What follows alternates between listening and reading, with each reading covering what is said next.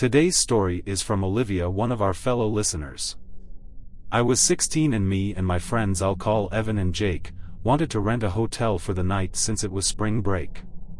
We got to the hotel and checked in. It had a really funky smell, but we still stayed there. Once we got to our room it was about 3 p.m. so we decided to go swimming. The pool was downstairs. Departed from the hotel. Once we got to the entrance there was a man at least 6'3" in all black with a hood covering his face facing us. I panicked a little but not out loud. We got into the pool and swam for a few hours until we saw that man again, all black, sitting on a chair by the pool. I cleared my throat. Can I help you, sir?" I asked.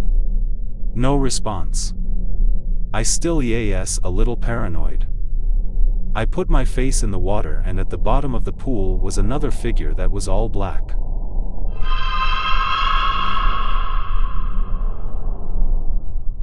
I screamed like a little girl and ran for the door. I looked back and saw nothing, not the guy in the chair or the guy under the pool.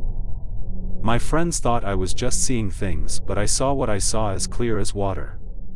I didn't feel like swimming anymore, so I decided to get dinner at a nearby restaurant. I got a table for me and my friends to sit at, and there I saw once again the man all in black on the other side of the dining room and was staring at me. I have had enough.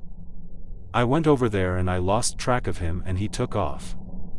After we ate I decided this trip has gone too far and we should leave tomorrow morning, but my friends didn't like that idea. Once it was 10:30, I and my friends dozed off in the hotel room. I woke up to some noises. I saw a shadow of a figure at the end of my bed. I calmed myself down and told myself that it was my hat that I put there before I went to bed. I went to bed and got woken up again 30 minutes later to more noises.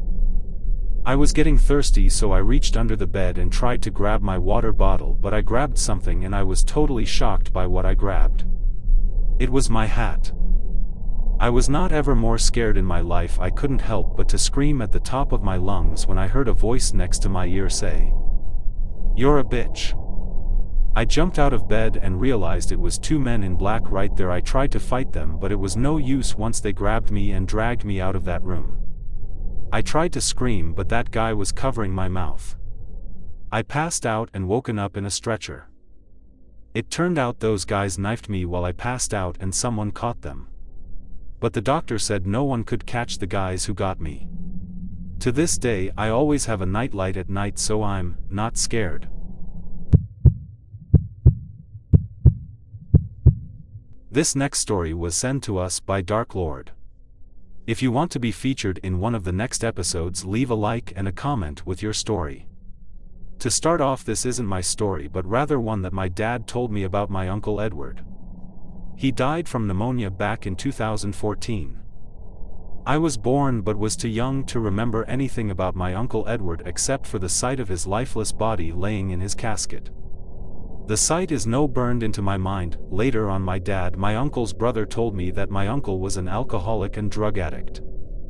My uncle's addiction caused him to lie and steal from my dad and other members of my family. My dad had told me stories about my Uncle Edward, some good, some bad. Today we're going to be talking about one of the most scariest stories I've ever heard regarding my uncle. This took place at some point in the late 90s before I was born. My uncle and dad were living with my nana at the time. My dad noticed the windows on his Ford Escort were shattered. Suspecting my uncle had something to do with it, my dad confronted him about it. My uncle lied and said that kids were responsible.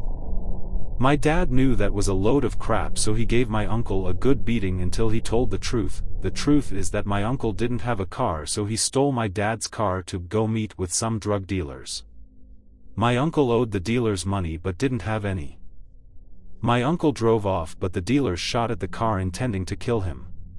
The police were never called. My uncle was lucky that time, but later on my uncle's addiction was taking a toll on his health and later developed pneumonia. The years of drug abuse weakened his body and was unable to fight the pneumonia and ultimately died. It is a very hard thing to live with the fact that I never got to know my uncle due to drugs. Oh yeah, and to those drug dealers who tried to kill my uncle, I hope you sickos rot in jail where you belong.